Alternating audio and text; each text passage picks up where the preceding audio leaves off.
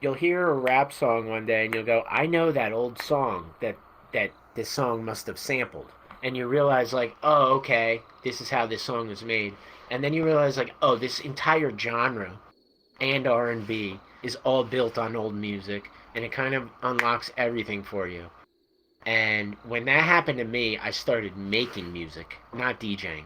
And I did that Mm. for 10, 12 years before I started DJing. Welcome to Metaverse Degen. I'm Lion. I'm Old Man Raptor, and we got one hell of a guest, and that is Paul Manton, how we Oh, doing? good. Thank you very much for joining us. It's a pleasure to have you. yeah, very much Thank you very pleased to have much. you I here, Paul. appreciate it. Oh, Appreciate it, guys. Thanks. may I ask, what is it you're most known for, and how'd you get started with everything and into the platform? I have to say it's related to DJing.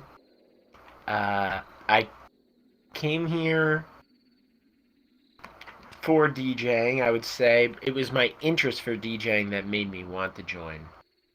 But initially, I did not want to join VRChat. I was a skeptic, Hmm. and I did download it when it first came out, before there was really anything going on here. So my context of the game was what you'd see on YouTube, which in 2019 at the time was very negative content.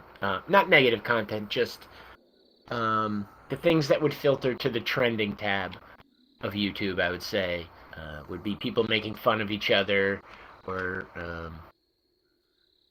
lewd content, or content of funny avatars that was a little lowbrow. So it didn't seem like much was really going on there at the time, right? Hmm. So I didn't really think it stood out more than any other game at the time. I thought maybe it was just a fad or something. But when someone told me there was DJing going on there live, I kind of did a double take. Oh, Yes. oh, wow. So, when you did your double take and ended up exploring the platform, what were some of the first things you saw, and what led you to where you are now from that point? One of the first things I saw was someone in a great white shark avatar. Just a static great white shark in the middle of the dance floor. And I just remember kind of looking at it, and I think just that, and the fact there was a person there talking, and then nobody really thought much of it. Hmm. Everybody else was some sort of humanoid or animal or robot, or basic game character looking avatar, and then there was just a random great white shark, just static, spinning around, no arms or legs. He wasn't swimming. Hmm. By raptor, and It must have crashed. something about it just clicked for me in that moment. It was like, oh, I think before that, a lot of music spaces on the internet that you could meet were just streaming and chats, and anything built on top of that was like an avatar representation that wasn't in space. It was more of a icon, or mm, you know, there was nothing there to represent you. So once you came in here, you could represent yourself in any way, Hmm. and that person being a great white shark, doesn't mean anything in the grand scheme of things to me now. But in that moment, it was his representation of himself, and it made me laugh, and it kind of connected it all for me. Like, oh, I kind of see why people are congregating in here now. Like, it can be a good time, it can be fun, and I'm convinced everybody has a chance to have that situation happen with them. Hmm. Okay. So, from that event, what led you to what you're doing in the platform now? Um, so to step back to the person who convinced me to come in here was Jazzy Senpai, Hmm. who created VRCDN. So they had already been in here for a year or possibly more at that point. So by the time I joined, I sort of understood a little bit about what was going on. She told me a little bit of the details. and it took me some months, maybe 4 or 5 months, to go from joining to telling the clubs, hey, if you guys ever need a backup, I'll be around, to getting involved, helping out hosting, and, just getting to know everyone. And within 4 to 5 months, I think I filled in for a DJ here, got booked to fill in for someone there, and then, within 4 to 5 months, I was getting booked as a DJ at one of the regular clubs back in 2019. So Oh, that's how it happened oh, initially. oh, wow.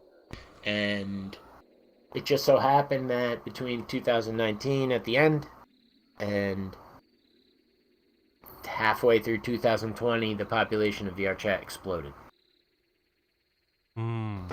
It was multiple things. It was more than two things. It was many things. It was obviously, the pandemic. I think VRChat was in a really great space. I think headsets were in a really good space. The pricing, the tech was in a really good space. There's different countries that got headset access to quests, like South America, Asia. A bunch of different places got access to the cheaper headsets that are offset in pricing, and everything just seemed to happen at once.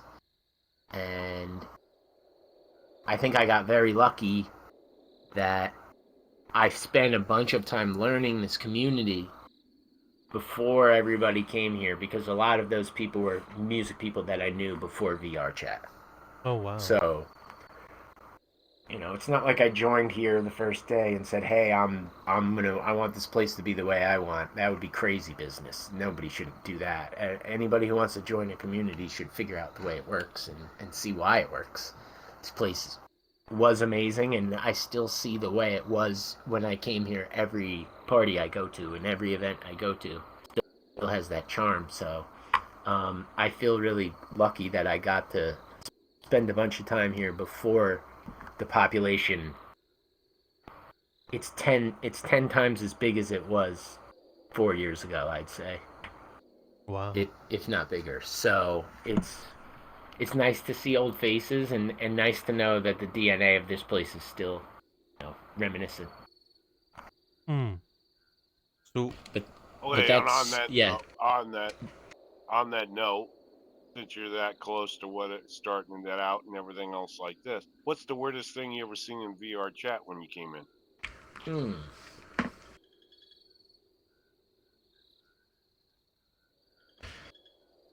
One of the first days I joined, and this became normal after time of being here. One of the first days I joined, one of the people who was very kind to me and saw that he sensed that I was feeling anxious and outside of the circle. He basically forced me. He's like, "Hey, we're having a good time tonight. Come join us. Like, do you want to join us?" And I did. So he kind of, helped push me in there. And by the end of the night, he was flat on his back, laying and snoring into his mic. And his little avatar's little mouth was, doing, his little mouth was doing that thing.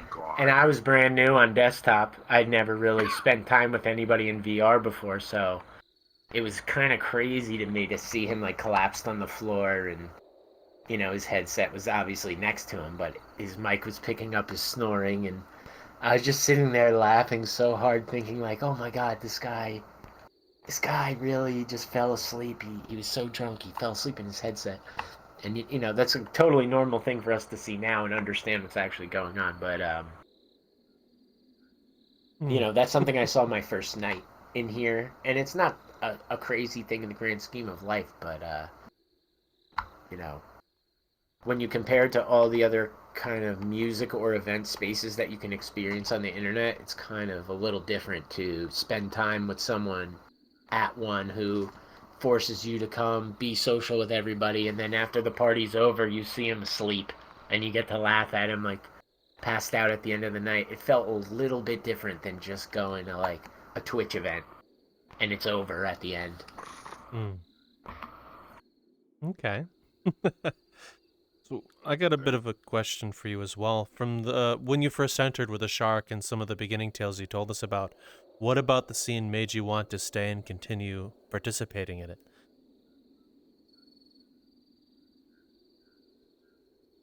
I liked the do-it-yourself aspect a lot. The same way that anybody who has any interest in any art or any, performance or any entertainment or even giving out information, there's an avenue to do it in here. You can teach yourself, with the free utilities online, how to create worlds, how to create avatars, how to create music, how to DJ, how to stream.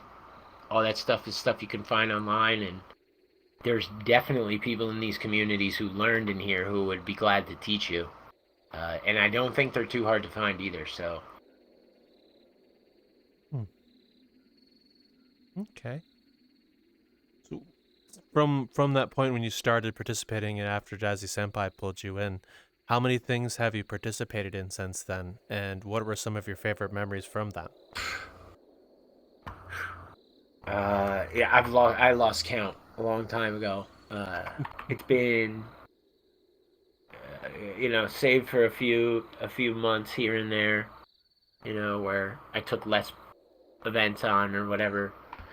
There's just been constant stuff going on since probably the beginning of 2020 or 2020. Sorry. So yeah, it's been almost a solid 4 years at this point. Oh wow. And a lot of work with DDVR at the beginning, Dance Dance VR. They were the first U.S. club that I'm aware of since 2017, and I did a little bit of hosting there and DJ'd with them for a bit. And then I helped out with Resumu for a long time, and I know you guys spoke with Ali Quem before. Yeah, Resumu was a place that I worked with when the international communities integrated together. So Resumu was very integral in that time and played a big role in the way the community is today, united internationally. Really? So yeah, Resumu was always seen as quote unquote the underground music from the beginning. There wasn't a lot of choice back then in the first place. There's only a couple clubs, but Resumu was the one that you would go to hear different stuff, I guess you could say. And I wasn't here in 2017 and 2018 to say that. It's just what I'm going off, so nobody kill me over the details there. I apologize, but I guess by the time I came around in 2019 and started helping out with them in 2020, it just seemed like the perfect spot to kind of bring in people that nobody knew. It seemed like the place where people would give someone they don't know a chance. Instead of, not that there's anything wrong with that, but for years it had just been the same group of people having fun in VR chat pretty much without anybody else knowing, right? It's not that it was a bad thing, it just, it would be strange if some random person just came in and DJ'd one day and nobody knew who it was. Be like, what? Yeah.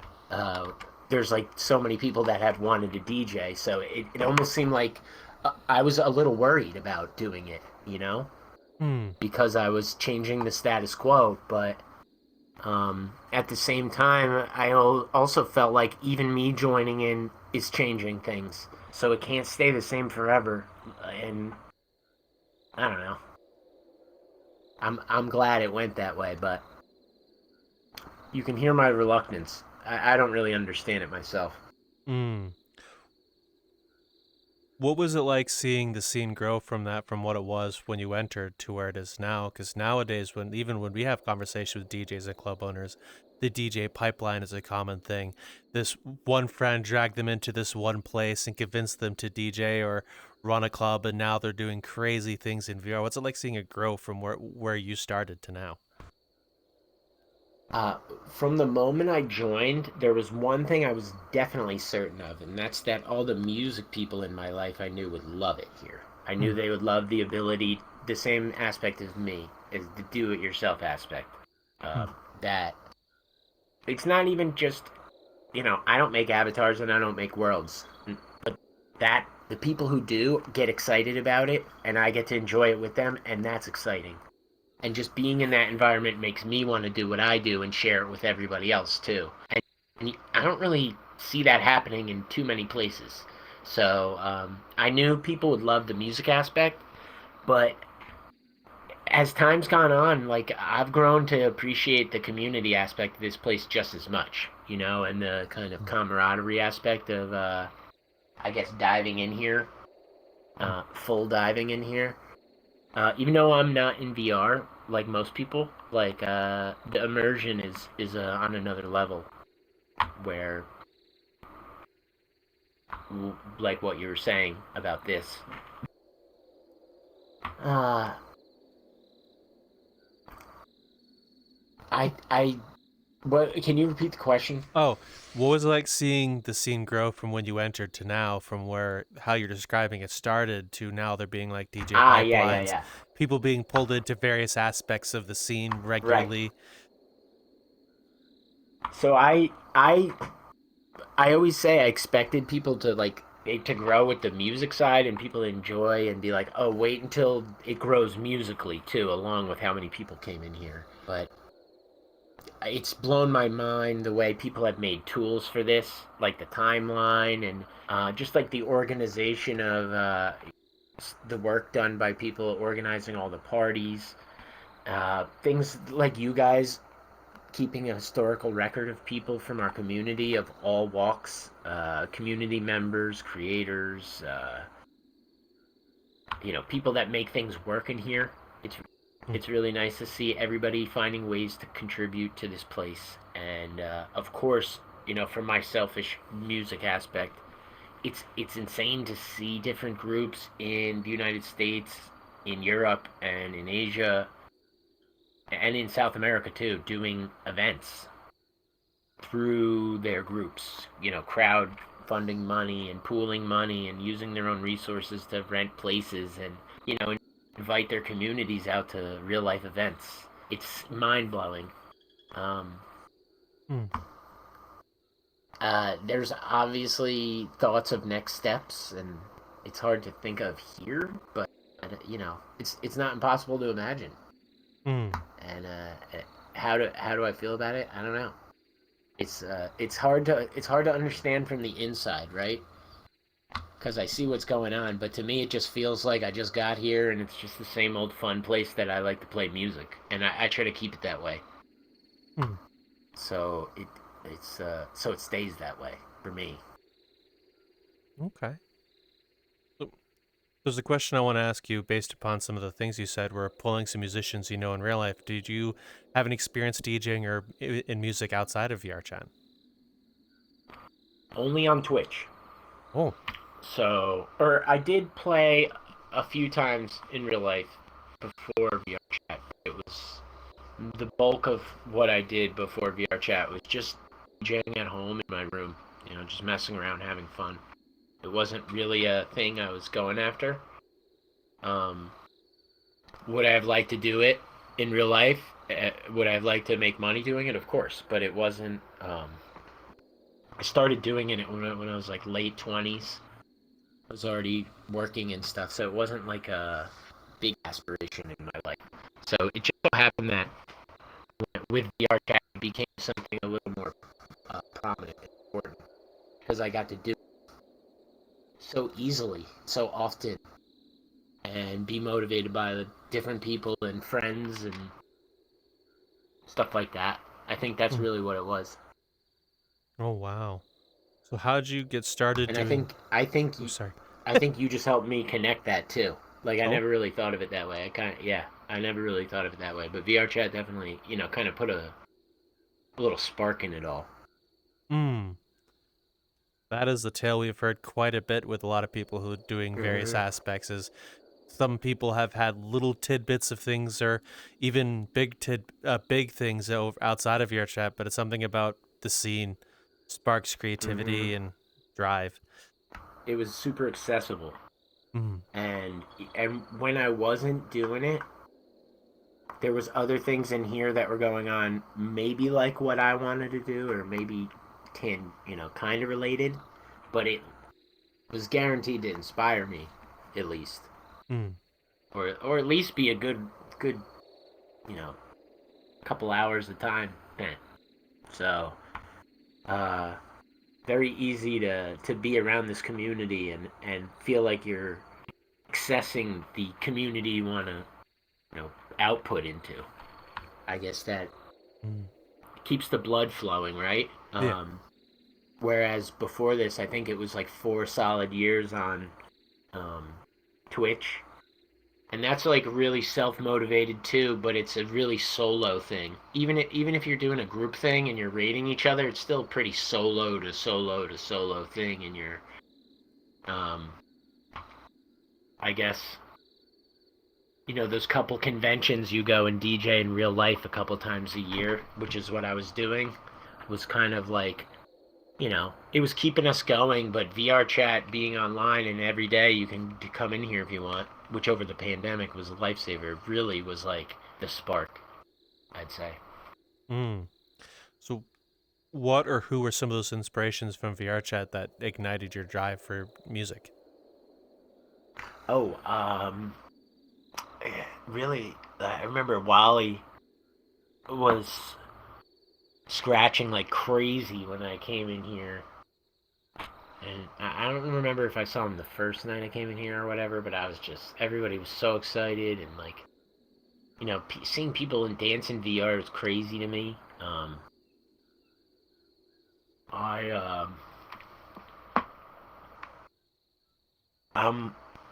I'm still sitting here. I got here in the middle of 2019, and I'm still sitting here watching like the IK tracking and stuff, and I'm really impressed that it just works on a general level, let alone so smooth. And you'll have tons of people in a room, and just imagine how janky it was in 2019. And it was good, right? But you just compare it to now, 5 years later, and I was just blown away that there was 80 people in this world, and here's a guy across the United States from me scratching, and he's in VR. And I just remember it blew my mind. And everybody back then was in VR DJing, and it was Jazzy was really good. Sorry, was there a beeping? Did you just hear a beep? No. Or was that me? I thought I heard like a truck backing up or something. My apologies. Oh, don't be. We didn't hear a beep. All right. This is okay. This is what I'm worried about. I gotta think of names of people. Okay. Because there's a bunch of them still around now, so I can't forget. Right. Well, you could always start with some experiences and just work out from there. I find with my memory, I have a really shitty memory. But once I start talking about an event, everything comes flooding in after for me. Maybe it'll be the same for you.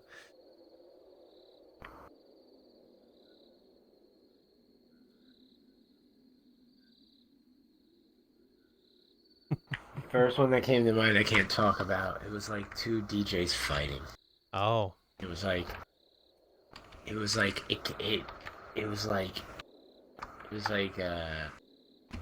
came out like during one of their sets. It was like a super memorable moment. I can't talk about that. It's okay.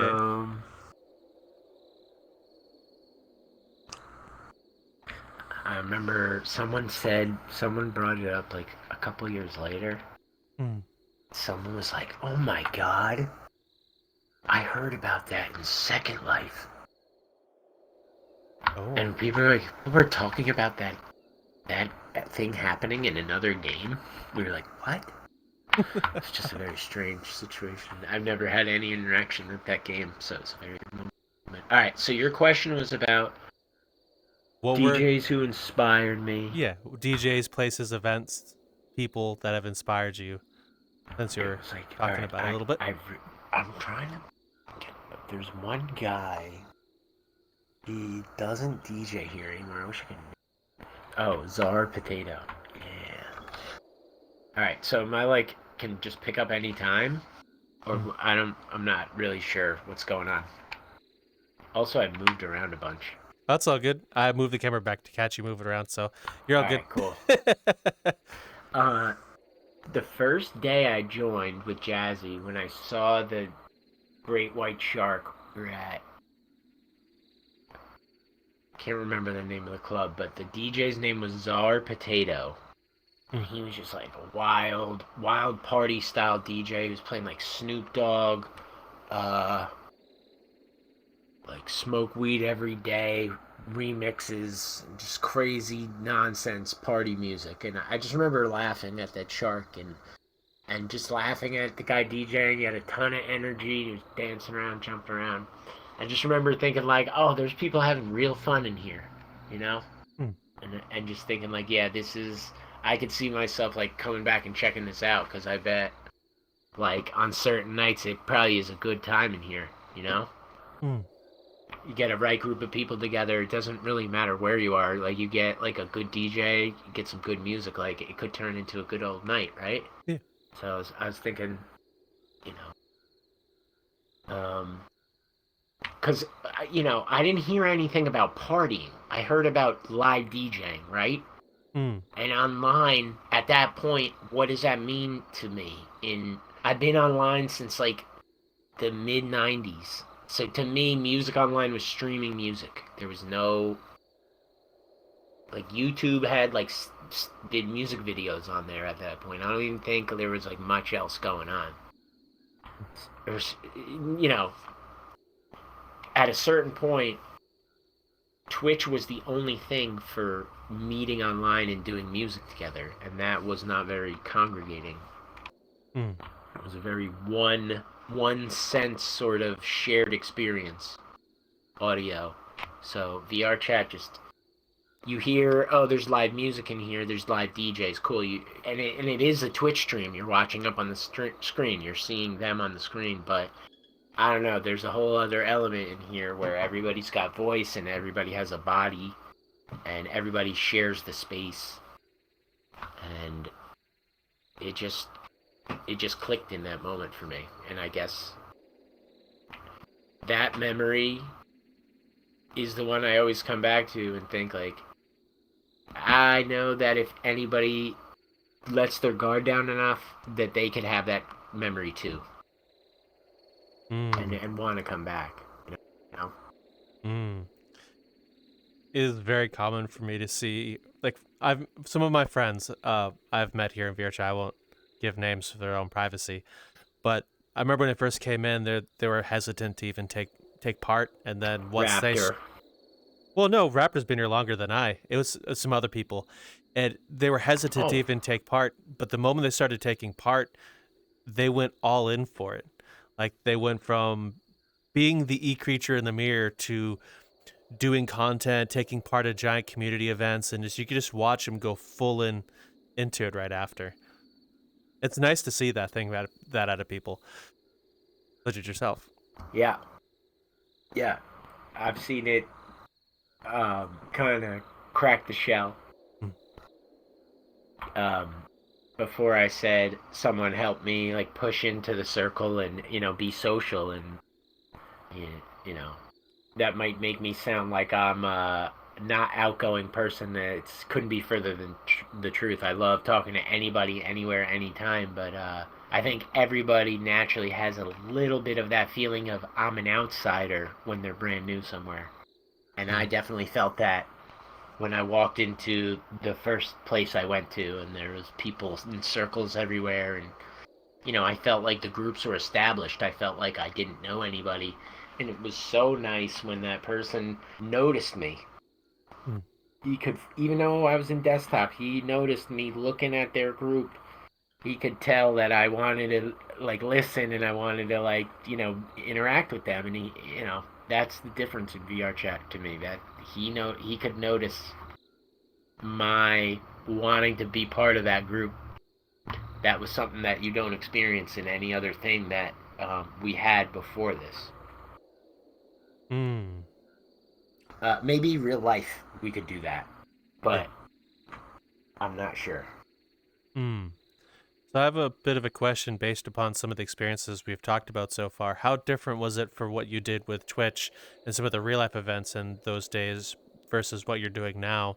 Are there any similarities between the two experiences you've went through? Uh, yeah, of course, a lot. You know, both people that I've met online through music before VRChat that I met in real life, and VRChat people that I met here that I've met in real life. You know, you meet in real life, it's just a super exciting thing to finally like make those connections real.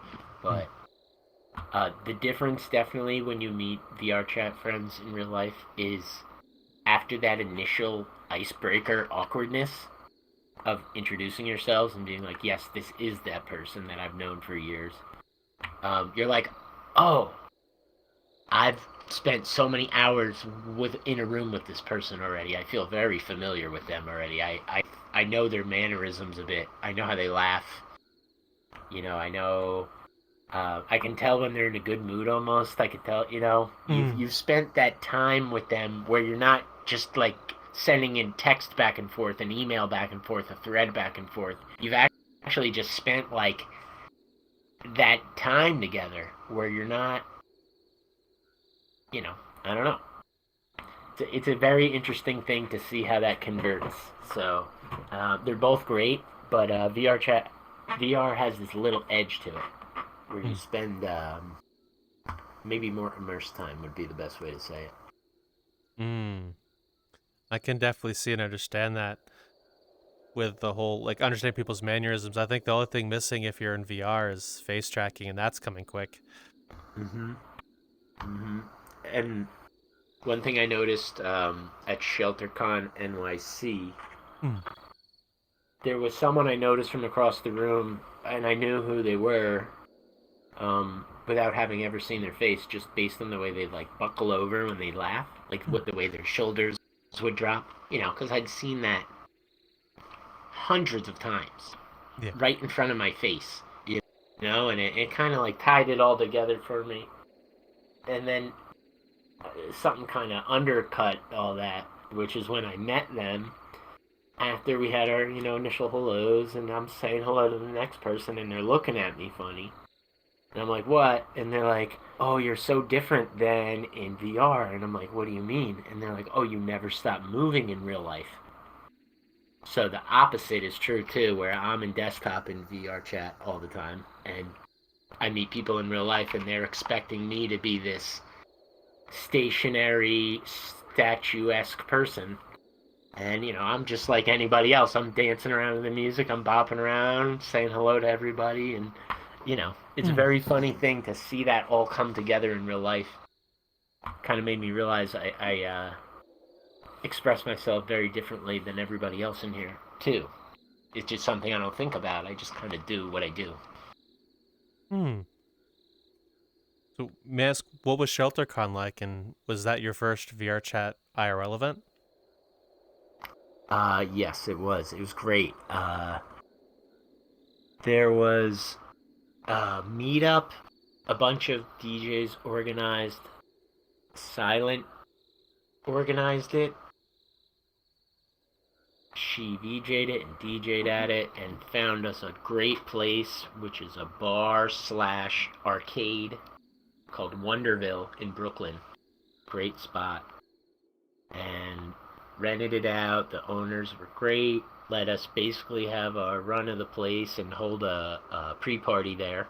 And the next night, 2TD held a ShelterCon NYC event at this beautiful VR space. The name of it is escaping me, I apologize. VRworld, I believe, in Manhattan. I think that's right. And that space was really beautiful. It kind of matched. It was really high end, but it kind of like felt right. It was like a VR themed place, and it was like kind of futuristic looking. And when the show went down there, it all felt really good in there. It was a moment of like, it felt like we skipped a bunch of steps from doing like free shows in here to doing that, and it was a really cool moment of like what the potential is in here, especially if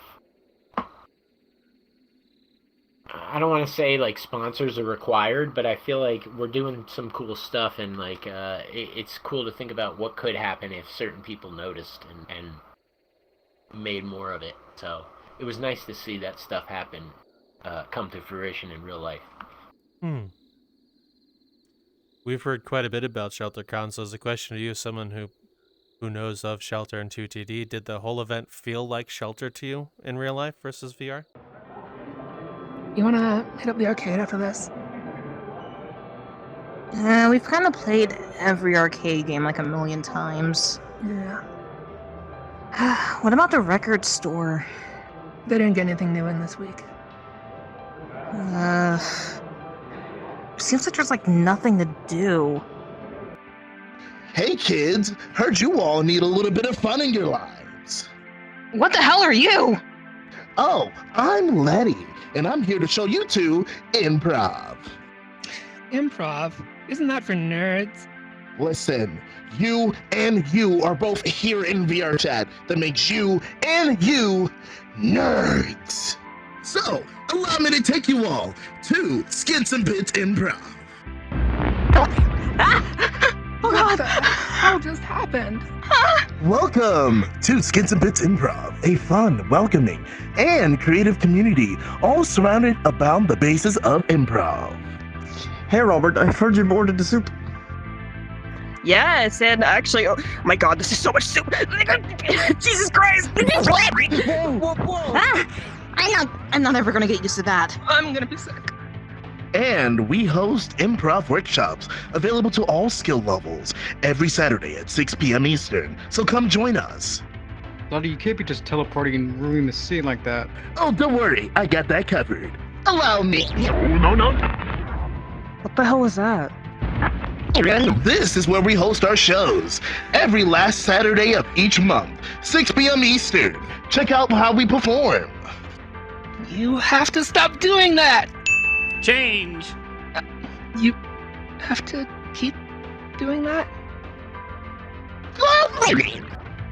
And we produce our own short films, sketches, and skits.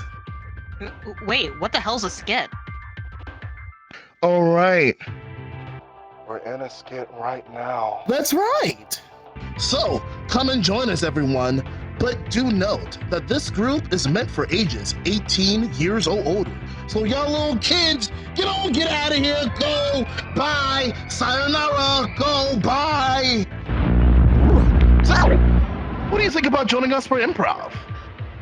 You know, the existential dread of teleportation isn't really all that horrible.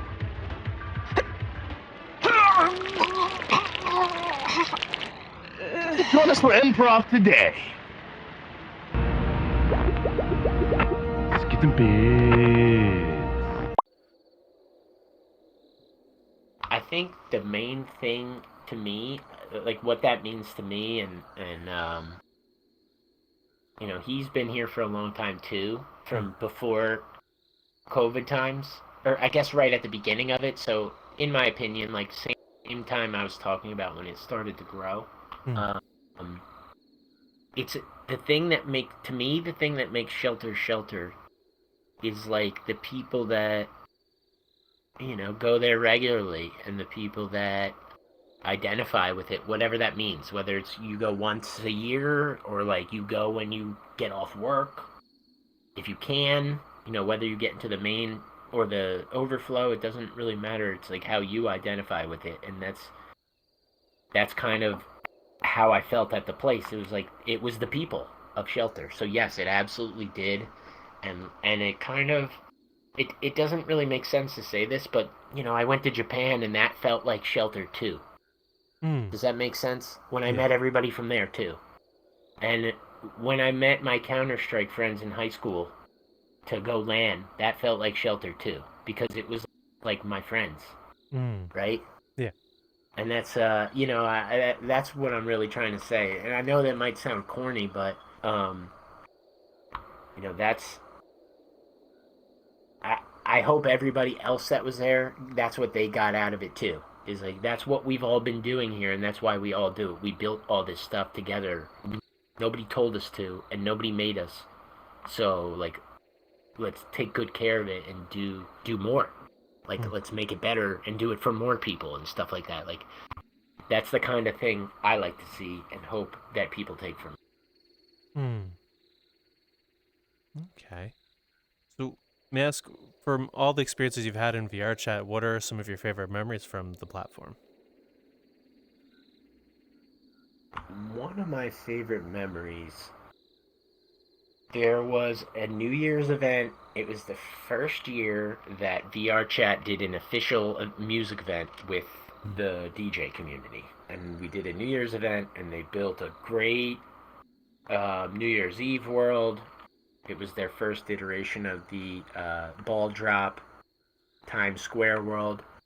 And they booked DJs from around the world, and it was a great lineup, and it was really cool. And it was, I can't remember who was DJing. I wish I could remember the details, but obviously it was New Year's Eve, so you have to forgive me on the details. But I remember there was a stage no bigger than this little area between us right here, and there's room for a DJ booth and the DJ. There's no room for anything else, but all 80 people, all the people who played that night, and all of the friends, and everybody who was there, everybody was on the stage at one time, just drinking and going crazy, and nobody could hear anything or hear the music. But it was New Year's Eve, and that was just one really good memory where everything kind of came together in the right way. And it was New Year's 2020 into 2021. So it was, I'm fairly sure. I'll have to check that. Yeah, it has to be. So that was, everybody was home. Holidays.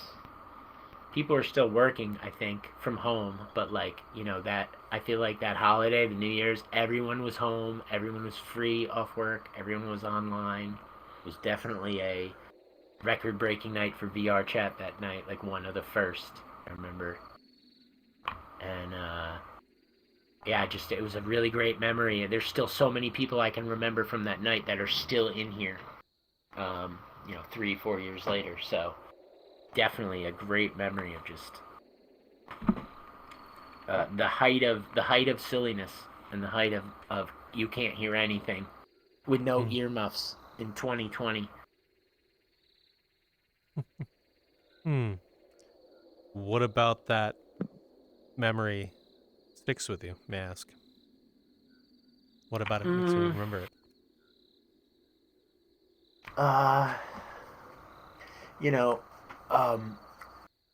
Whenever you set out to do something like new, something crazy, something bigger, something, I don't think what we did was dangerous, but anything that, goes out of your comfort zone, there's going to be like tough stuff.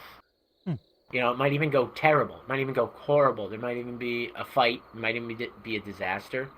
But sometimes it's you just got to make the best of everything, and kind of see, even if things go really wrong and people make mistakes, or anything along those lines, maybe sometimes people are really all after the same goal, and you just gotta remember that and kind of put it aside for a little bit and make the best of it, and then good things can happen, right? You can't just quit out on everything if everything isn't perfect the way you want it every time, right? Sometimes you got to power through and take a lesson along with you as you power through and do the best you can. And I know that doesn't really make sense in the context of the story I told before it, but that's what made that night so great, is that it could have been a very bad night, but everyone came together and made the best of it. And, like I said, it was our first night working with VRChat as a community. So it going from could have been a disaster to one of the best nights, I'm really not surprised all these years later that the community and VRChat are still doing awesome stuff together, because that event and what's happened since has kind of proved that we really work well together. How many games do you see the community working well together with their staff? It's you can count them on one hand. Kind of weird, actually, right? So it, I don't know if people take that enough for, I think people take that for granted a little bit at times. yeah. I had a question for him, like, Hmm. Paul, what would you do if a person like me, not knowing anything about DJing and everything, comes up and asks you questions? What advice would you give to that person to guide them a little bit in that direction if they're interested in what you're doing in that form? I'd say anybody can DJ. I think um, uh, I think a nice thing to think about is that to I don't know if this is true, but like 20% of DJing is like the physical touching the buttons part and learning the buttons and learning the machines or learning whatever you're doing. And then the rest, the 80%, is like collecting music and your music taste and deciding how the music goes together.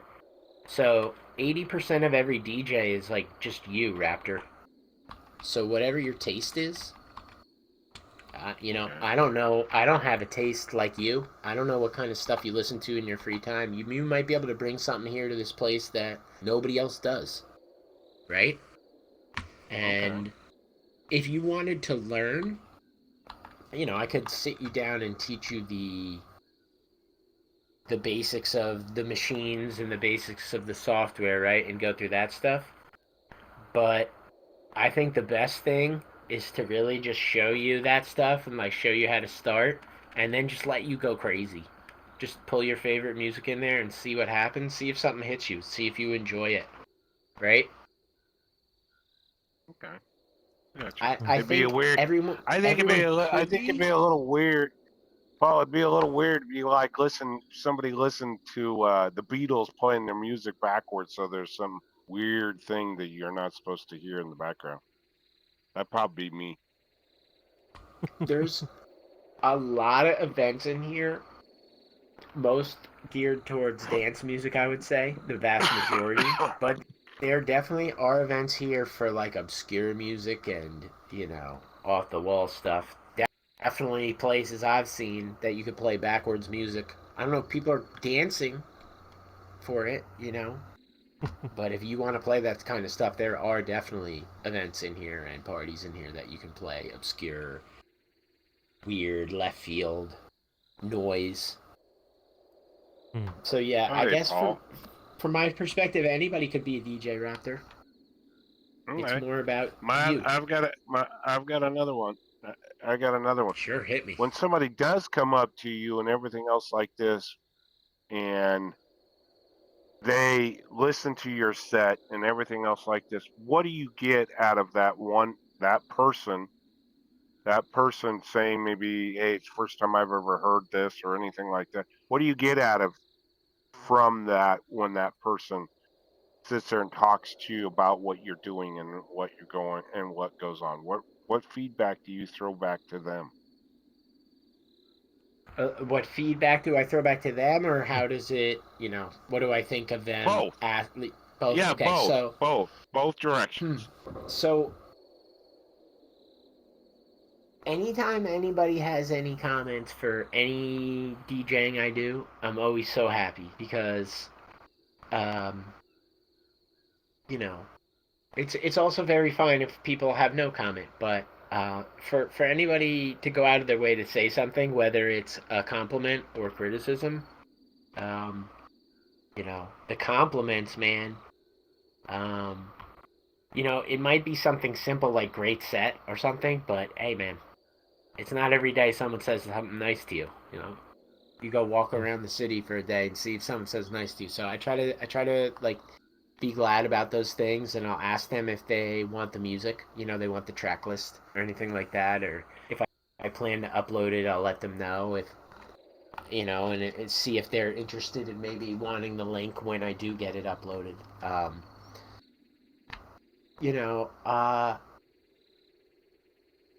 When it sorry, Raptor. The second half of feed. How do I respond? Feedback or something? Sorry, I want to make sure I answer that right. What do you get out of the experience? That was the second part of the question. Oh, okay. Sorry. I don't know, man. the experience of DJing, I think that when I was younger, my parents listened to a bunch of different music in the house. Like, it was a good variety, but it's not like they were deep. It wasn't like they were crazy or anything. They weren't like digging in like dusty crates of vinyl or anything for music. So, I got a little bit of stuff. But as I got older, listening to rap and rock mostly as I was younger, like really young, throughout most of high school, I was also pretty limited in what I listened to. But something clicked with rap music. You'll hear a rap song one day and you'll go, I know that old song that this song must have sampled. And you realize, like, oh, okay, this is how this song was made. And then you realize, like, oh, this entire genre and R&B is all built on old music, and it kind of unlocks everything for you. And when that happened to me, I started making music, not DJing. And I did that for 10, 12 years before I started DJing. So to me, DJing was like the real way where I could play all of the music that it was in my head when I was trying to make it, if that makes sense. I couldn't make the music that was in my head. So now I just DJ whatever I'm thinking. It's kind of, I always felt like I was stuck in the music that I had around me, and now it just feels like I'm never going to be able to catch up. So when I'm able to share that stuff with anybody, especially if it's stuff I really like I said, it's great when people give me stuff, but it just feels so cool that even a couple people are sitting there listening to some of the stuff that I like to listen to.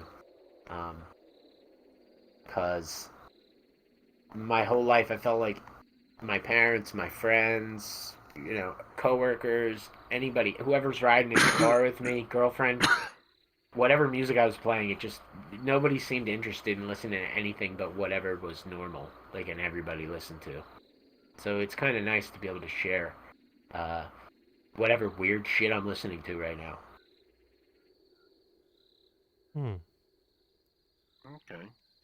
Okay. So you mentioned something I like to ask about.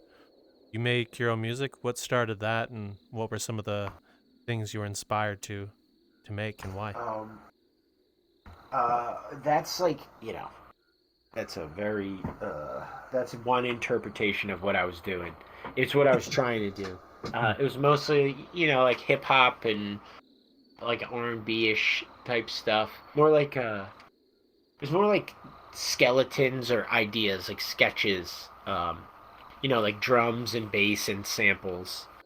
And a lot of what I was doing was working with rappers and vocalists to kind of lay out, okay, we want a song at this tempo, so I'd lay out some drums, and then we start laying out, okay, we want a sample with the saxophone, so I'd find some different stuff.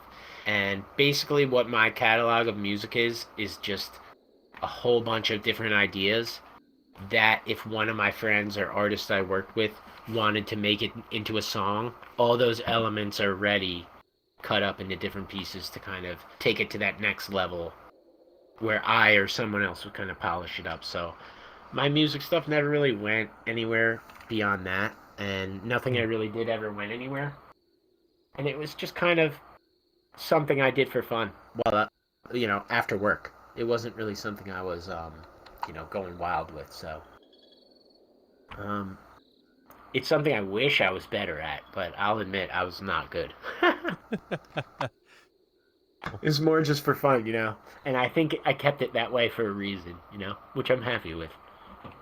Because I still think of it fondly, I'm not, like, upset, because whatever happened and whatever music is out there, like, I'm surprised I made it myself.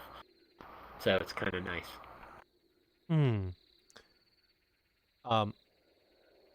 Yeah, what was some of the memories from that made you look back fondly, and what were some of those tracks you made at the time? Well, we don't really need to talk about the music too much. Okay. Like, that's not something we people can go look at it if they want, but Okay. That's like, I don't think I've made anything new in like 8 or 9 years. So it's like it's been a while. 7 or 8 years at this point. Okay. Well, sorry to ask about it. I was just curious. No. It's not even a sore subject. It's like you're asking song names, and I'm like, I'm gonna need a minute to go look. I'm gonna have to hold on for a minute.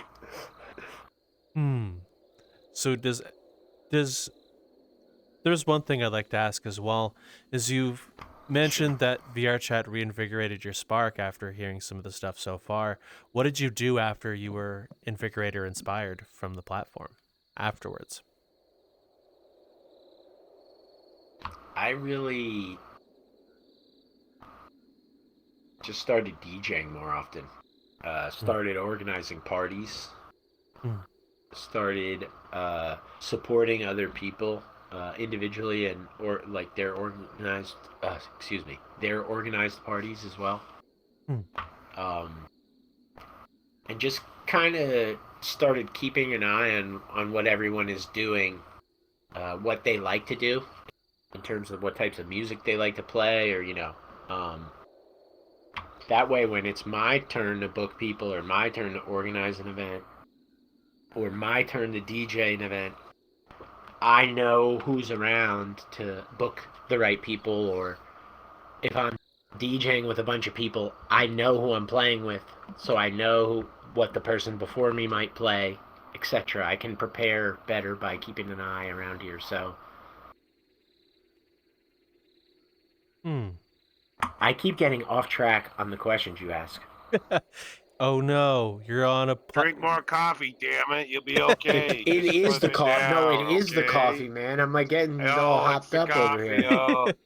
Oh, okay, it's coffee. You gotta I'm blame it not a on coffee something. guy. You can't I'm blame it not a on the coffee neighbor's guy. cat. You can't blame it on the neighbor's cat going, goddamn it. No, I can blame it on my own cat. Oh, I didn't even know you had a cat. I was just taking it for example. Yeah. Okay. Well, the pussy got into the shit again. You know how that is. Always get your ass in trouble no matter which way you look at it. Logically, folks. So after the whole experience you've gotten so far, did you expect to be on the journey you were on when you first entered, may I ask? No, not at all. I didn't know where VRChat would be long term. I knew I would still be DJing. I did not think that VRChat would, become pretty much the exclusive place I played. And, I'm proud of that. I think that's cool.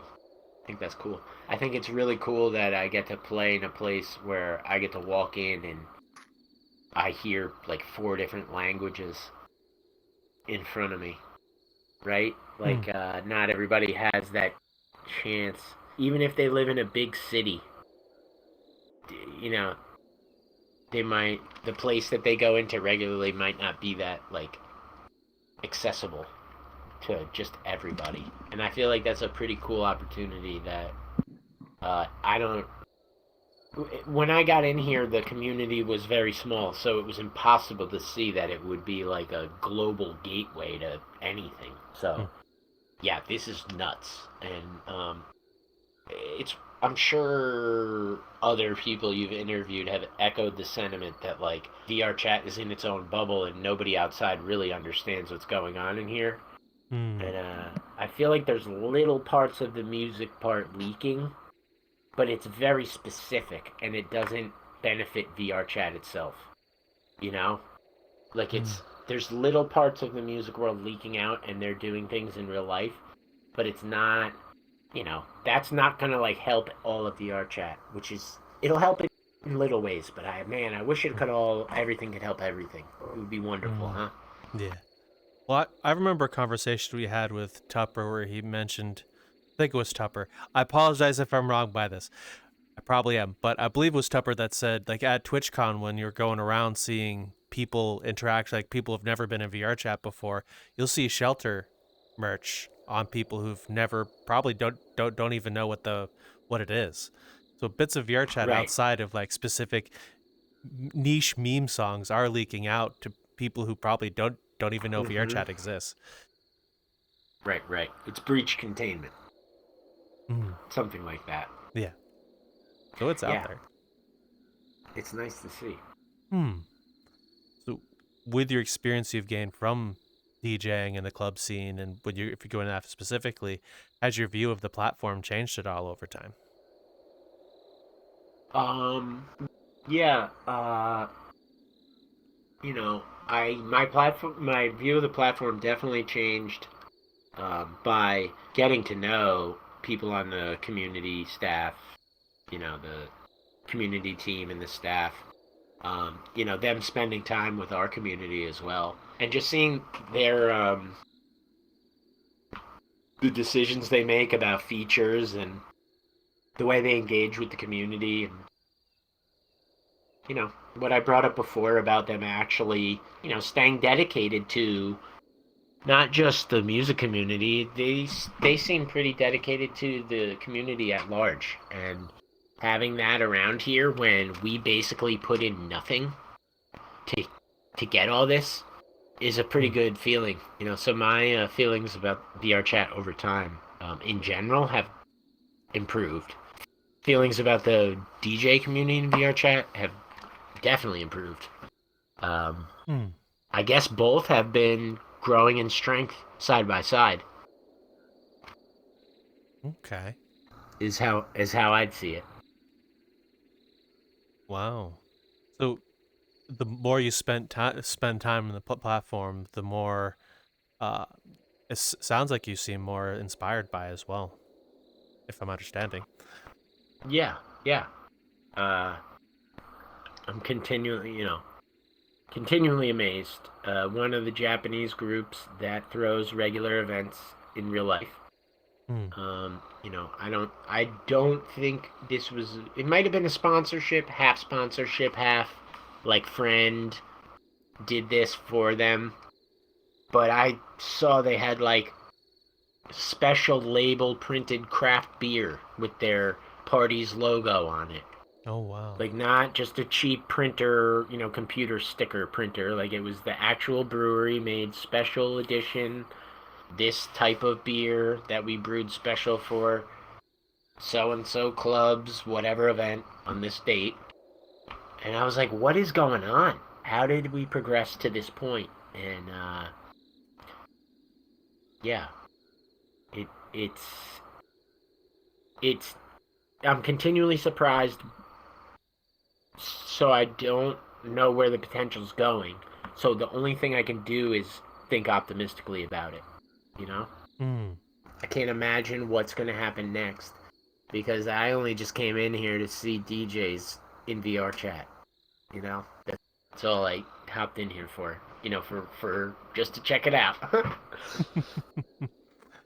Oh, well, on the vein of something you mentioned earlier, you want to see it reach outside certain songs or even the craft brew story. What do you think it'll take for VRChat to outreach to people outside of the platform, in your own opinion?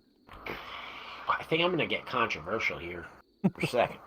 I think like, obviously, I dream of a world where something popularizes this place in a beautiful light, where everyone who comes in here with the best intentions and adds to this place and makes it grow in their own way, in a unique way that adds to it, And they bring more people, and it just keeps going and going. I dream of that. And I hope that turns into every single person who contributes in here to getting paid appropriately for their work. I hope everybody gets everything they deserve. That's my dream. I don't know how that would happen, That's a dream goal, right?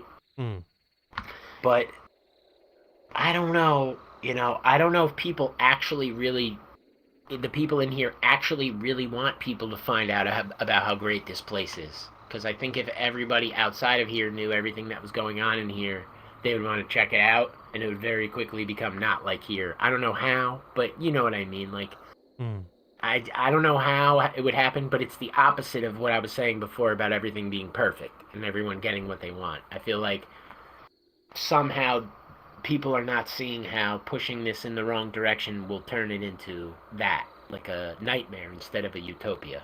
We can't have either, so like let's try to make the best of the little bit of decisions we have together. Okay.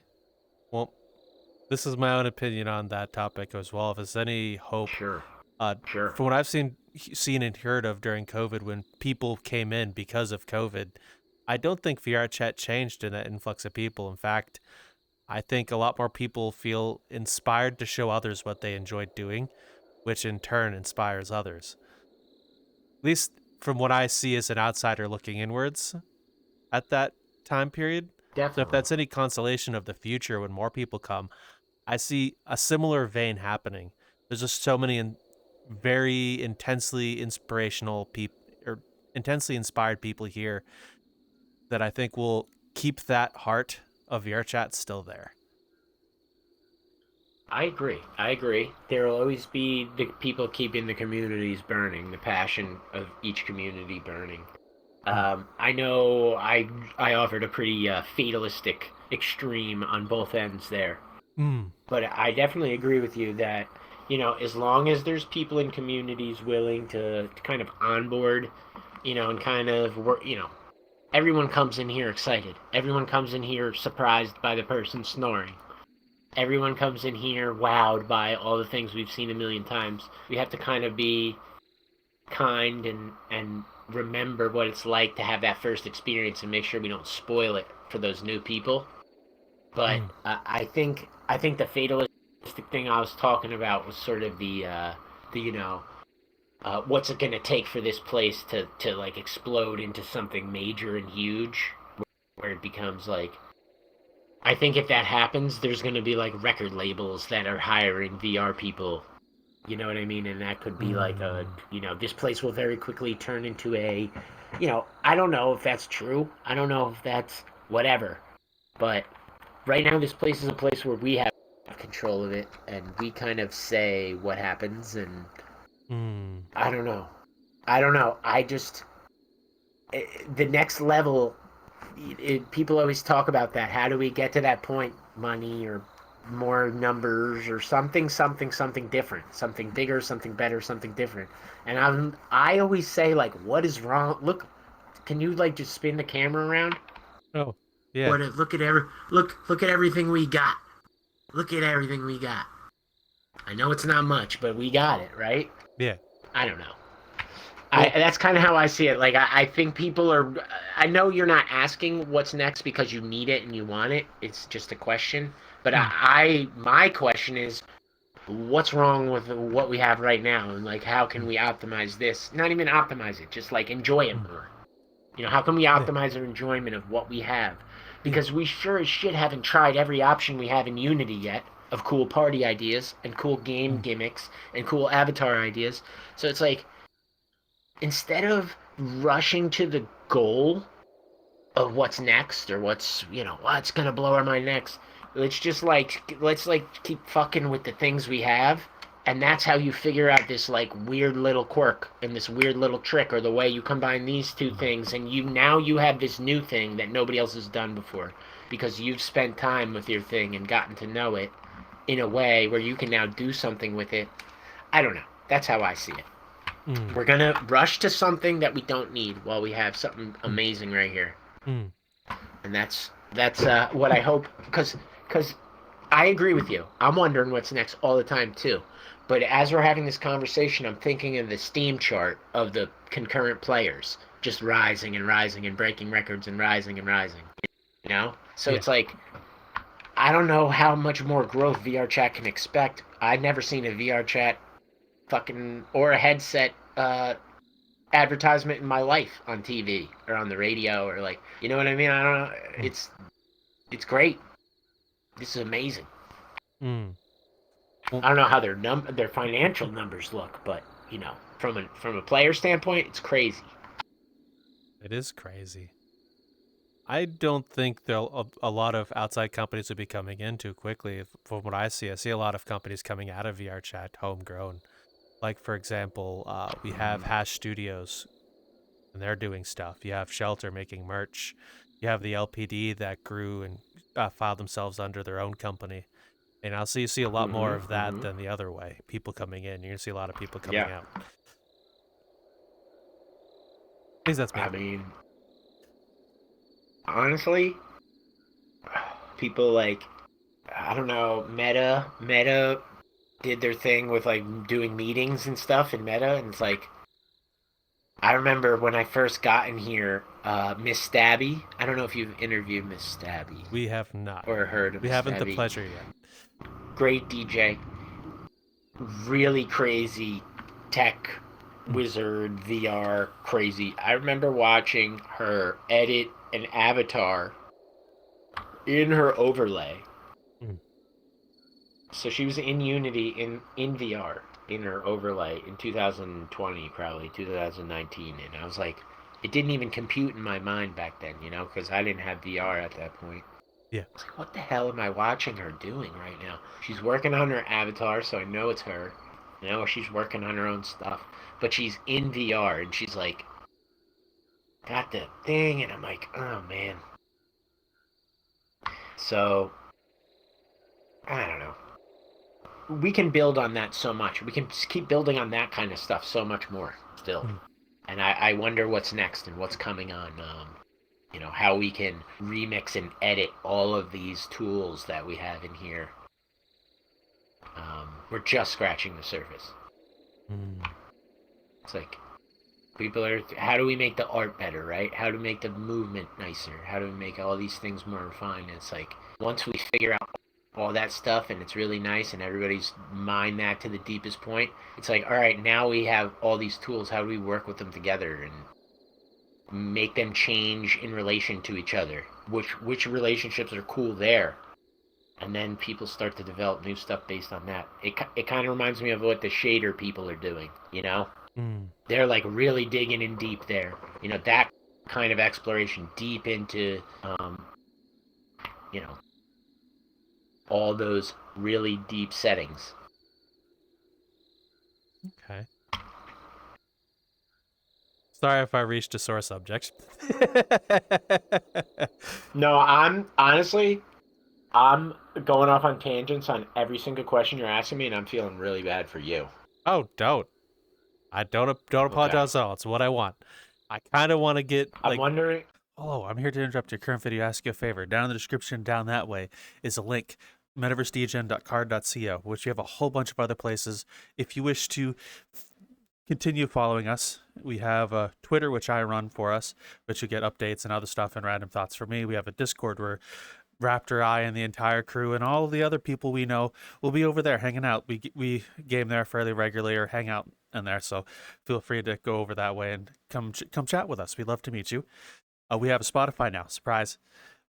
Everything from a couple weeks ago forward, we'll have our Spotify content on Fridays. If I remember, we'll put some of our old content forward, but we're going to keep up with our current content on Spotify. So if you wish to watch it there or listen to it there, it'll be there for you as well. Also, we have a Patreon, which we have a whole other show, which we haven't been keeping up with, but we're doing our best. But we have a whole other show there for you as well. We would like to give a huge thanks to some of our supporters over that way, which is Future Oracle, Aliquum, Niche, and Forbidden Zero, all of which we thank you very much for everything, and hopefully we'll see you around and you continue to enjoy the content. Enjoy the current video. Oh boy. I'm wondering if this is like even an interview at this point, or it's more like a psychological examination.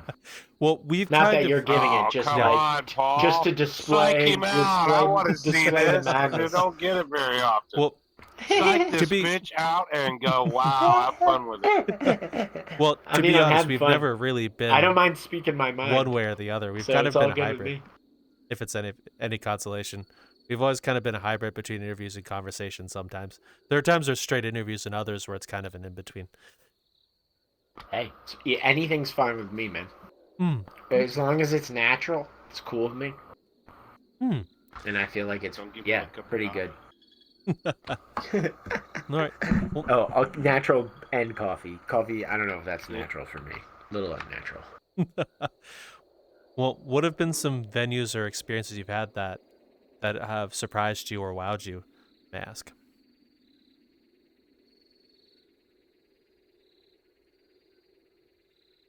The first time I went into Loner Online was really memorable. Australian club. That was 2020. They modeled it after a club in Tokyo called Mogra, which is a very well-known underground club. And it was just really cool. Before that, most of the clubs resembled... most of the clubs before Loner... how do I put it? It's not a negative. Loner was the first club that resembled a real life club, and the clubs before Loner, there was nothing wrong with them, but they were more basic. They weren't lived in spaces. They were charming in their own ways, but Loner sort of felt like, okay, this is another level of what world building can mean for clubs in VRChat. And I really remember it kind of being a moment where people took notice, and it was a shift. It was a shift in the community. So that was definitely memorable. They did a great job there. Lighting, presentation, atmosphere, everything. It was stuff that people probably considered, but like they made sure it was all the way they wanted it before they opened the doors to anybody, right? It was like a different thing than like, hey, everybody, we're starting a new map. Like, as soon as we're able to play music in it, we're going to test it out, and then we'll make it better each week until it's how we like it. Now, it was really, like, well thought out, and I thought that was cool. And then that was a moment. Another moment I really remember that's important to talk about is... Have you heard of Ghost Club Through the Grapevine of People? A Japanese event. Yeah. Run by Obake and his team. Yeah, we've heard a lot of Ghost Club as of recently. Yeah, I've been curious about that place myself. All right, well, we'll leave it at that. I won't talk too much about it. We'll leave people to look for themselves. But around the time that the international community started becoming aware of each other, Obake appeared at Rizumu at an after party one night. And that was another night I remember being like a night where everyone took notice.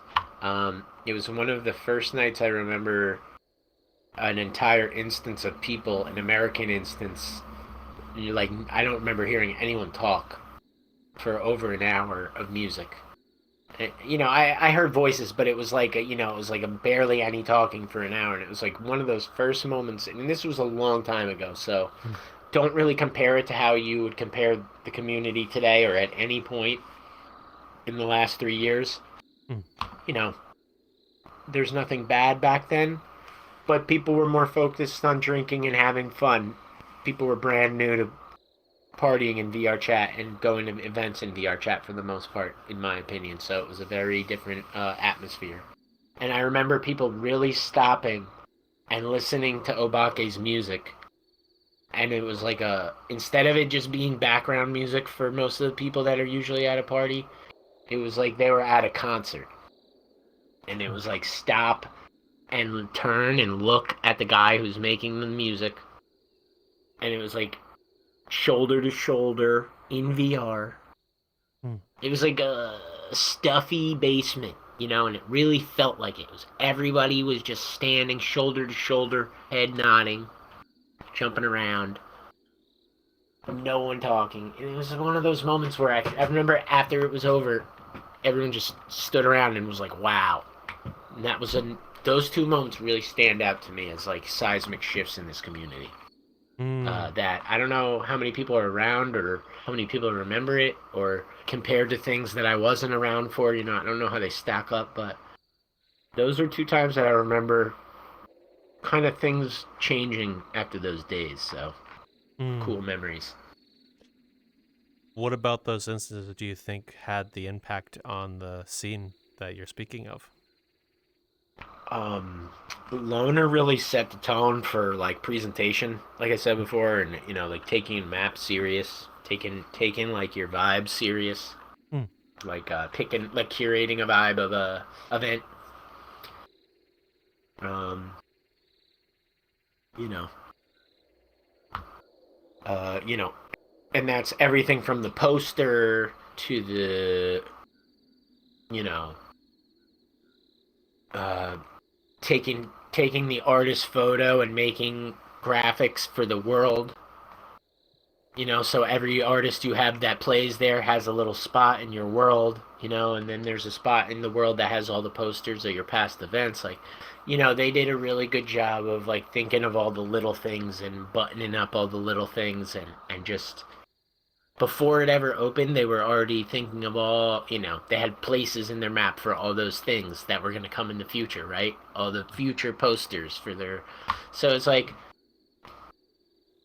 just one of those things where I think whether people know it or not, there's influence, and it didn't reinvent the wheel or anything, but it was cool to see people kind of drop the flag, set the tone, and then from then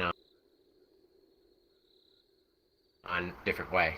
And I want to see people do that in other ways too. I want to see people make a world where it's completely something that no one's ever seen before, and makes everyone want to make a map like that, I want to see that happen over and over and over. I want that to happen every week. That would make me really happy. But, yeah. Like, I don't mind going to the same place every week, but this place has the ability to be anything, anytime. So, that's what I prefer. I'm not going to do the work, though. So, like I said, I'm not going to complain if it's the same place every week. Yeah. Okay. So, from those moments, did you see anything happen afterwards that make you think they had a seismic shift? What kind of people were inspired by that moment that made you kind of say this had an effect? I'd have to imagine everyone there. Everyone who came through to Loner, everyone who was there at Razumu that night. Whether they were just listeners or they were just, they were DJs or organizers themselves, I'm sure they hold a very similar feeling about the music that was played that night, and just about the feeling. I know I had a feeling, so I'm sure everybody else that was there knows that everyone else had a feeling there. So I'm not sure exactly what it did. I assume that it inspired a lot of people to take their music more seriously and their DJing more seriously. Maybe take a little more artistic approach.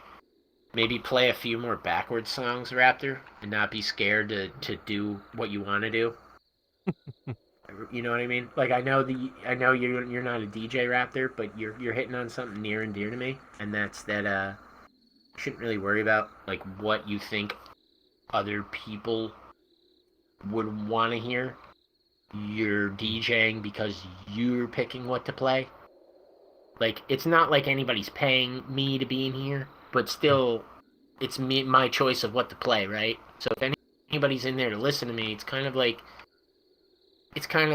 their vote to listen to what I want to play, right? Whatever. If it's bad, I'm sorry, but sometimes I'm gonna feel like playing that backwards track, Raptor, because that's how I feel, right? That's what I'm thinking and feeling in that moment, and that's how I'm expressing what I'm feeling, even if I know not everybody in the room's gonna like that song, right? So I think that's anybody who's doing that in here, I got to give a big thumbs up to. So shout out to Raptor and anybody else expressing themselves. Okay. I do that every time I turn around and get a cup of coffee in me, and people fucking run from me. Oh. Oh. Okay. I almost took a drink before that. I got lucky. Good spit everywhere. I always get, you ever notice that with me, Line? You never know when I do a pun or a punch. Somebody's drinking something on the end, and you go, I've been you waiting. asshole. Wait, I've been you waiting. asshole. I've been waiting. You fucking throw a hammer to try to make at me laugh. Yeah, I got you. At least I got you to laugh a little bit. You know, that's the biggest thing. And like you said, Paul, it's your music. Music is one thing besides comedy or laughter is what you have in VR. anybody can do what they want and everything else like this. But when you crack that egg, just like when you play your music, and I've never heard you play at all, Paul, I'd really like to hear it, because music, no matter what it's in, if you logically, like you said, pulls people in. It don't matter if it's shit or not. If it's got something that catches their mood or catches their ear, even if it's just briefly a second of their, oh wow, what was that? That is just enough. Music pulls all kinds of people together, like you said. And don't get me wrong, they might be in their little bit of groups and stuff like that. And it reminds you like you're in high school, you got your jocks, and you got your brains and all this and blah blah. They're all in their little zones. But no matter what it is, you play music that everybody can relate to, even if you're not even trying. They'll pull together like fucking flocks. And Put on a Pitbull song. Put on the right Pitbull. Pitbull? You know Pitbull? I'm listening. You don't know Pitbull? I probably have Raptor? heard. I probably don't know. You got to realize I'm an old fuck. I listen to all kinds of shit. Pitbull? Yeah, I know of Pitbull personally. Okay, well, Pitbull brings all the cliques of high school together. Okay. That's yeah. You're right, Raptor. Sorry to interrupt there, pal. Wow. Holy shit, I'm right for once. Where's my fucking calendar? I gotta write this bitch down. There's some grass here. I'll carve my knee. I thought you were gonna say, yeah, like Pitbull. Everybody knows Pitbull, Raptor. Where have you been? He's Mr. Worldwide. Hey, he's Mr. Worldwide. You're this small. Sometimes you miss shit all the time. You're not, no matter what you are, you always look. Sometimes you're underneath the rock a little too long. I come out a little bit once in a while. Give me a break. You don't have to skip me across the water and watch me go. Is it gonna sink yet? Got it. I hope this bitch sinks. I'll send you my favorite Pitbull songs. Okay. Okay, I appreciate it. I'll listen to it. Fuck yeah, I'll listen to it. I'm not a stickler. I'm sure you will. More than once. Hey, anybody that does body work, working on cars, listens to Beethoven in one stereo and has hard rock playing on the other side, you tell me what situation you're in. And that's me out in my garage. They're both running at the same time. And I've had people come in going, what the fuck is wrong with you? Can't you make up your mind? I go, hey, it sounds good together. What the fuck? Shut up and leave me alone. You would like breakcore. You would like breakcore. I'll show you that too. I'll send you Pitbull and breakcore. Really? Breakcore sounds like two songs at the same time. Yeah, I like that kind of shit. You know. You'll love breakcore then, I promise. That's great. That's great. So, hey, Lion. Yes. Lion. Guess what? I think I made Paul's day. Hey, let's go. Even if he hasn't had his coffee. Haven't even had his coffee. Well, last couple questions before we start wrapping this up. First is, it's probably going to be an obvious answer. The name using VRChat, where did it come from and why do you still use it? My name for VRChat is actually my name for Counter-Strike. Oh. And my name for Counter-Strike, I didn't really have one. My name is Anthony, and I had a teammate named Jean-Pierre who refused to call me Anthony. He would only call me Anton. And it was just, my friends would laugh at me. Jean-Pierre from Canada would only call me Anton. He would mispronounce every English word and not call me by my name, and it was not that funny, but everybody laughed at me. And I pretended it wasn't funny. But our team name was Poetic Malice. Super angsty high school name. I didn't come up with it. So my clan tag was PM, and my name was Anton. So PM Anton. Oh. And when we signed up for a league, the website we signed up on, you could only use letters or numbers. So my login ID was PM Anton. So my username on the team was Manton. That's what it looked like. Peon Manton. Oh my God. Peon Manton. Hey, P's here. I'm glad P's you here. weren't. Oh, I'm fucking glad it. you weren't around back in high school, man. You would have killed me. You would have killed me back then. Oh, fuck yeah. Hey, But Paul, it's not a problem. I used to work with a guy. His first name was Phil. right. His last name was Green. So on his Okay. time card, they only P. used the first initial, P. Oh, poor Green, guy. and he Poor always guy. tried to hide his time card every time he clocked in because he didn't want anybody to see. Poor guy. His whole life. His whole damn life. Yeah, so this website, PM Anton, is my username.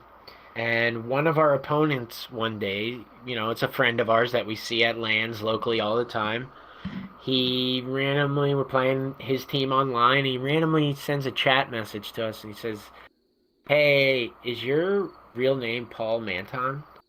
And all my friends died laughing, even harder than normally. And it just kind of like, I never had a name for playing games online, and it was just kind of really funny, and I kind of liked it. It had a nice ring to it. It sounded like a real name. And I'm Italian, my last name's 12 letters, and people kind of balk at it when they see it. It's not that hard to say, but I don't really hide my real name.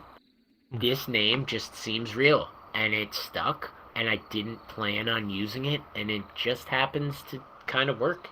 Just kind of, I don't know. I got really lucky with this one. It's like, it could have very easily been like Killer Sniper 66. It was that little thought went into it.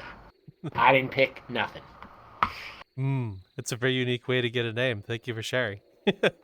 Yeah. Like, I know it sounds like no one picked anything, but like, really, there was no grand scheme behind how it came up. It was like but my name is in it, if you think about it, my real name.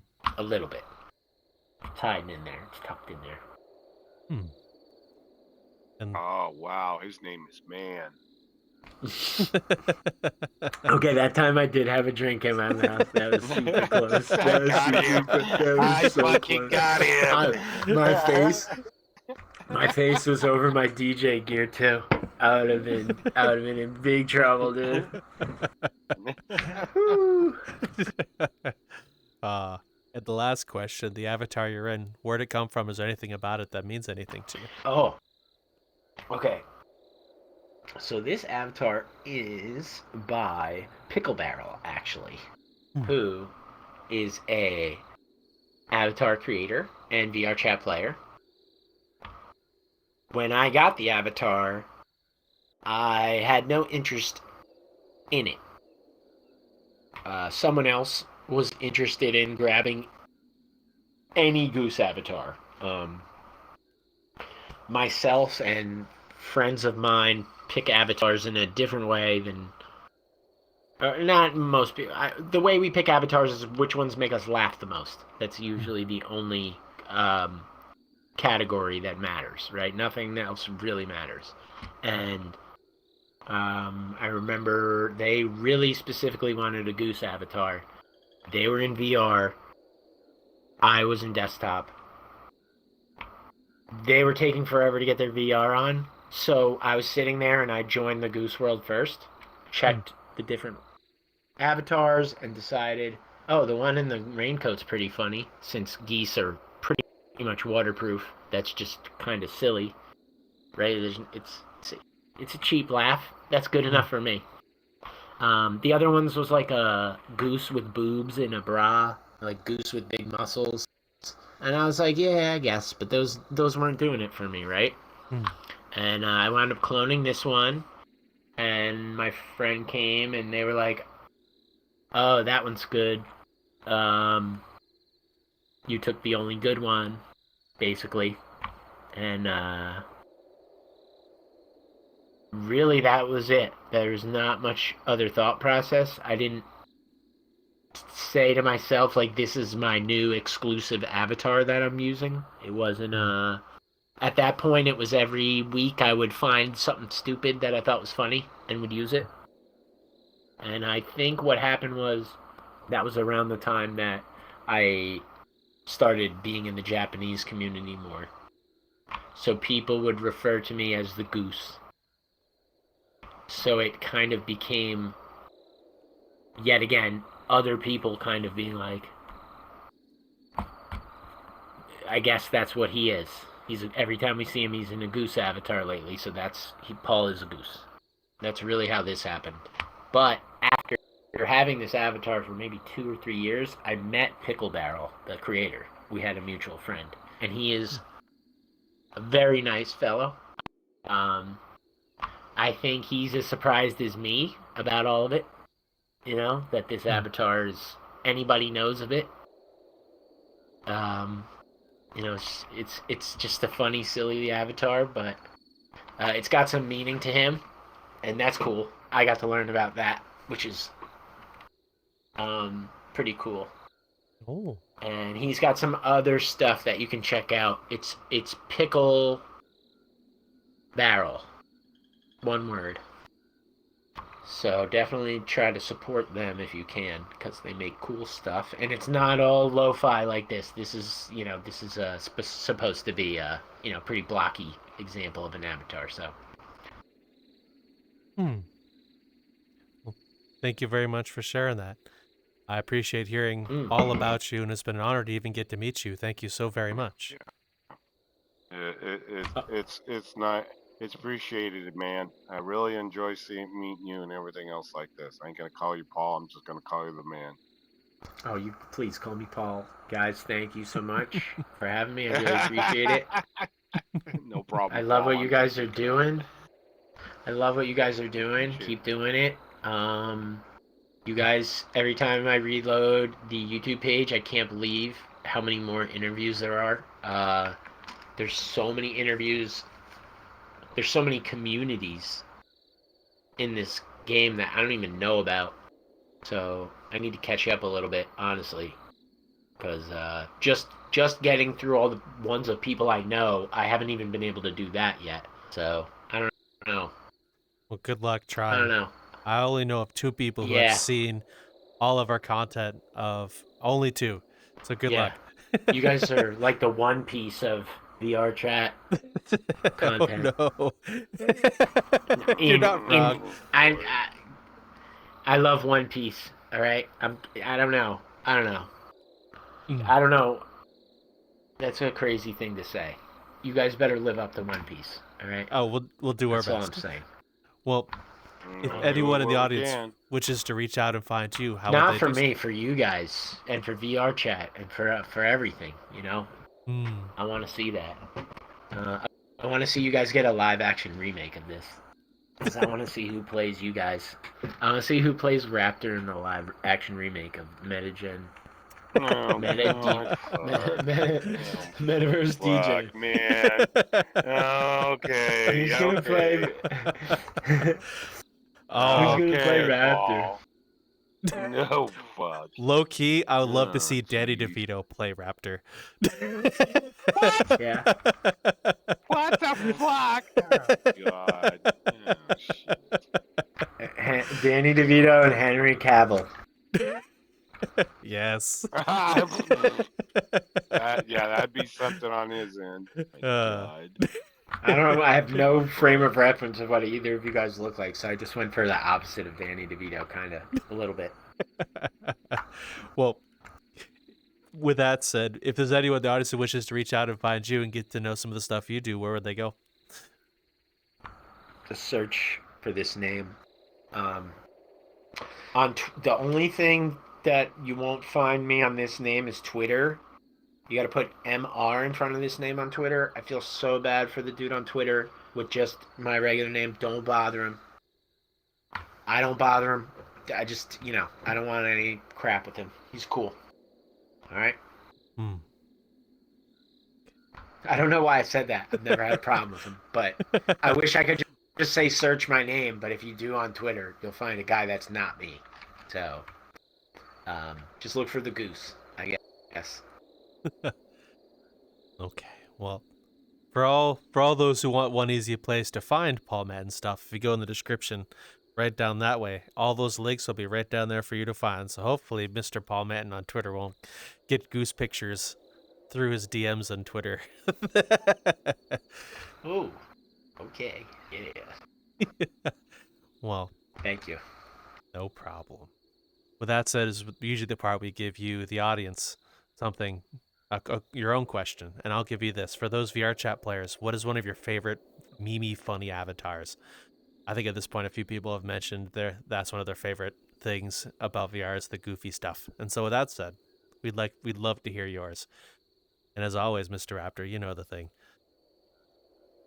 Yeah, I got you. No matter what you do, folks in here and everything else, you meet folks like Paul and everything else like this, knowing he's such a flock of a friend that I just met and everything else like this. I'm just curious. I wonder if you give me a flyby without shitting on me, like he's trying to do. But I got him first, so I guess that's the other way around. We'll talk to you later. See you next time. Talk to you later. Bye.